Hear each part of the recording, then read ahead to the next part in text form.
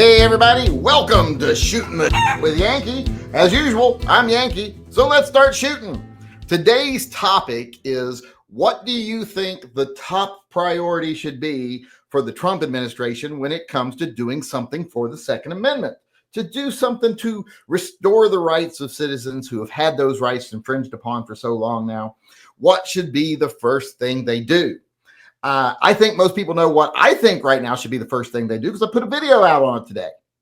I'm getting upset because we have an opportunity right now to actually create long-term change to where whoever takes power next is going to have to start over from scratch when it comes to things like the NFA, the ATF, and all these other unconstitutional laws, assault weapons bans, etc. We are poised to actually change things, but too many people are being like, oh, anything he does is wonderful, and therefore not really demanding anything be done. Whereas right now we should be holding their feet to the fire so that we get that cake instead of being given crumbs and acting like we have a feast. And I think the first thing he should do right now is he should be asking the SCOTUS, the Supreme Court, to weigh in on all those pending 2A cases that they have signaled that they're going to rule in favor of the Second Amendment on, but that they keep sending back into the chain to go through the proper red tape first. He should be asking them to rule now. While it's important, while it's on everyone's mind, rule now. You don't have to wait for every I to be dotted, every T to be crossed. You're doing that because you're stalling, because you know people are going to be mad when you rule. But we need to rule now. It is a safety concern for the country. It's a matter of the rights of citizens being infringed upon more and more every day by billionaires like Bloomberg. So rule now. All those things you said you're going to rule on that follow along in the Bruin decisions, rule now. Don't wait. Don't let it keep filtering through. Don't keep punting it back to the lower courts to say, oh, well, they ruled wrong, so rule again, or we're going to rule. But rule. That's your job. And when it is a matter of national importance, like I think this isn't, a case about, oh, do you have to put in ramps if you hire somebody who, wears a helmet or something? I don't know. It's the case of everybody's constitutional rights, and those rights being infringed upon by the ruling elite in this country. If you really care, ask the Supreme Court to step in. And it's not a thing of, he respects the process. No, he doesn't. He asked the Supreme Court to step in on his behalf no fewer than 4 times in the last 2 years to delay his prosecution, to delay his sentencing, to drop charges against him, to all these things. So when it was his ass on the line, he was more than happy to weigh in on the process and to try to circumvent, the slower part of the process. But why aren't they doing it now when it's about every single American's rights when it comes to the Second Amendment? That's what they need to be doing right now. That's the number one thing. There's lots of other things they can do, legislation, etc., and that'll take a little time, but not much. I mean, they own all the houses and the Supreme Court. So the first thing they need to do is get these cases ruled on. The Maryland case, the Illinois case, Washington, all these cases, with assault weapons bans, magazine limits, all these things. These need to be decided decisively now instead of punting it down the road to where the anti-gunners like Bloomberg have more and more time to try to craft a new creative thing to take your rights away.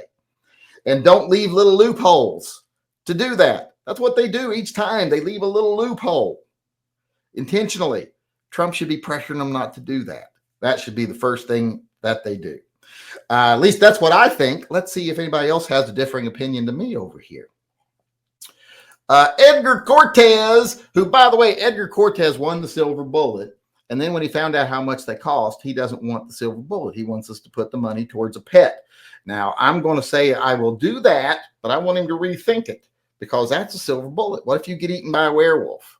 Do you really want that to be on my head that you got ate by a werewolf? Or is that a risk you're willing to take? Let me know. Send me another email. Let me know. Because like I said, he wants that to go to help save a pet in need, which it would if we put it into the Pets and Vets program instead. But like I said, I want him to rethink it because I don't want him getting eaten by a werewolf to be on my head. I want to know he made an informed decision. But he said, control the ATF. That's another thing they need to do right away. I think as far as the ATF goes, the president can't write legislation. Someone countered in my video the other day when I said I want him to control the ATF. They said, well, he can't write legislation. He can't change the laws they enforce. Nobody could create an executive order that says, hey, all those decisions you've made over the past 20 years that are not backed by legislation.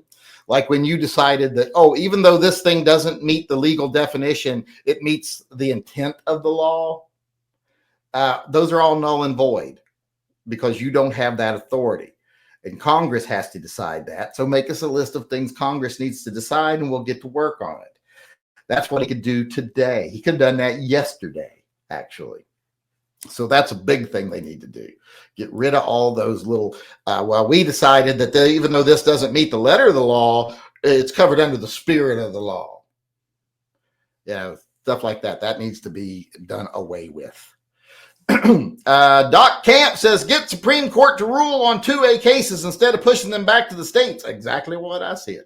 Such as Illinois, that just circle jerks their citizens. All hail Phil. And yes, all hail Phil, of course. I think that goes without saying, but I still think you should say it so he doesn't blow away your trailer with your baby in it. But, not just lip service, though. Remember, everybody, pay your tithe to Phil. Don't be a heathen. But, yeah, I agree with everything he just said. That's mainly my whole point. Have these things ruled on. Quit kicking them back through the courts because you're hoping, well, we're going to give the lower court a chance to rule correctly. Well, that means that their ruling was wrong, so don't give them a chance to rule correctly. Just override them. That's your job.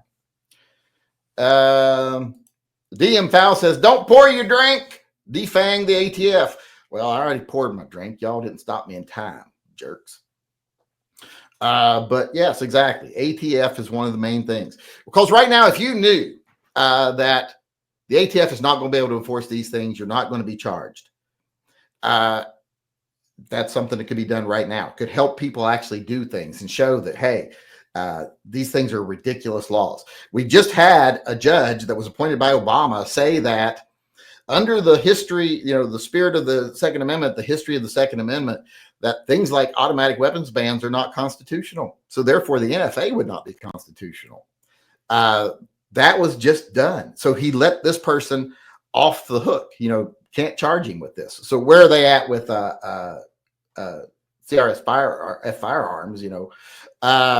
I think I said his name wrong, but where are they at with that case? Drop the charges against him. That's another thing Trump could do. But yeah, they need to defang the ATF where people aren't facing charges because, you own a machine gun because you have the parts you could use to make a machine gun, or you have a card that tells you how, or, you've got an AR pistol, but you also have a pistol break or a pistol or a rifle stock sitting here that you could put on it. Well, therefore, that's creative intent to make an illegal weapon. All that shit needs to go away completely, 100% away. Pocket Sand says, "How dare you tell me to have an opinion?" Well, I would never tell you to have an opinion because I'm pretty sure you'd be wrong. But you have every right to be wrong. I support everybody's right to be wrong. That's why I say people have a right to disagree with me because they have a right to be wrong.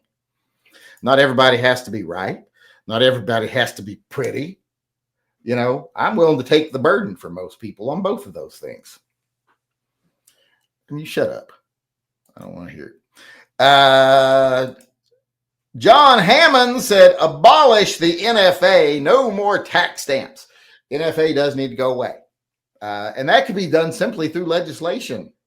Just repeal it. It's not like it's in the Constitution. In fact, the Constitution says otherwise. Constitution runs contrary to the NFA. So all they have to do right now is call up one of their friends in Congress and say, hey, put forward a bill to abolish the NFA. Don't treat it like a joke. Vote on it. Get it passed, get it to the Oval Office, and we'll get it signed. That's all they'd have to do.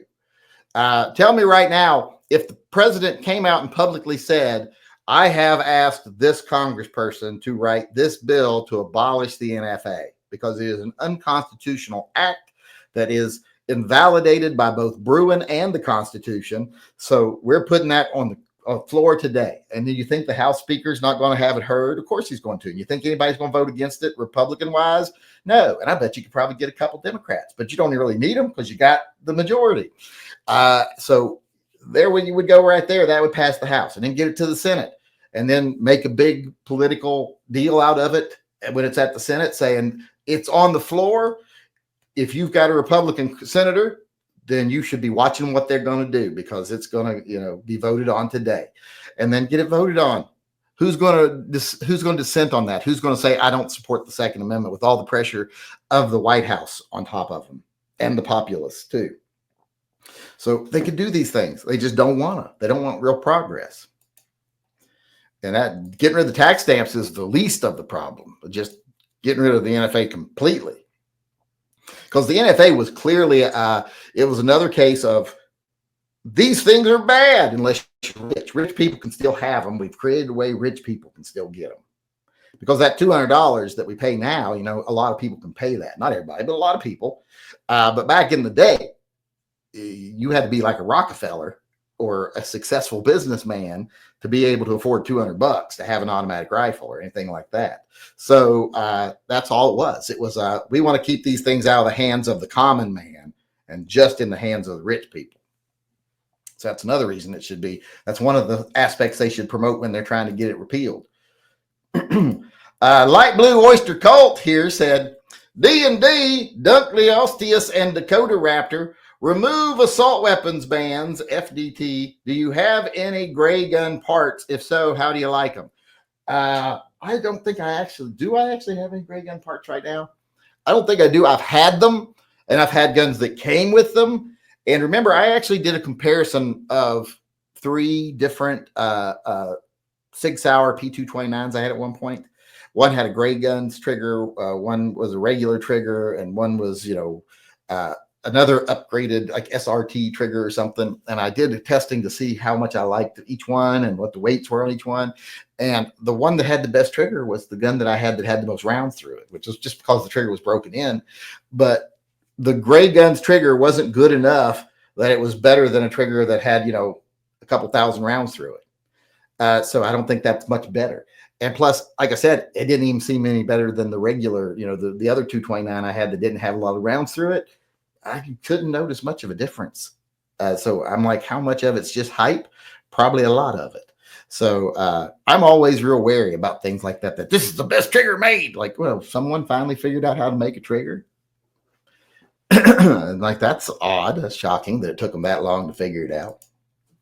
But yes, assault weapons bans, assault weapons in parentheses, semi-automatic rifle bans is what we mean, do need to go away. And that would be along the lines of, like I said, with the Supreme Court ruling saying that, yes, banning a weapon simply because of what type of magazine it takes or what features it has, etc. That is not keeping with the history of the Second Amendment, period.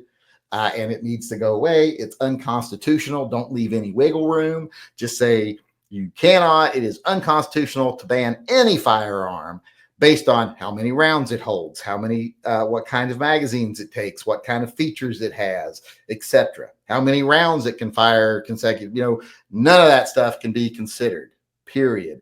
And you can't just carte blanche cut people out of a certain segment of the firearm industry, period. And that's what they do. And up until now, it's been easy for states to do it because there's been no federal protections really up until the last decade or two, where we had Bruin and Heller and this historic method they have to use to determine if something is in line with the history of the Second Amendment. Before, if a state just said, it's for public safety, they could ban something. Because, like I said, the courts hadn't even established that the Second Amendment was a individual right. So it's so much better now than it used to be, but there's so many things we could do right now to make it even better. And this is our chance. Quit blowing Donald Trump for doing nothing, make him do something, and then blow him all you like. I'll blow him if he does what I just said. If he does any of these things people said, I'll gladly get right here on camera and blow the bastard. So if it does something like that, I'd do that. So plus, I think it'd be good for my channel. I'd get some of those subs back that left because I've been calling them out lately.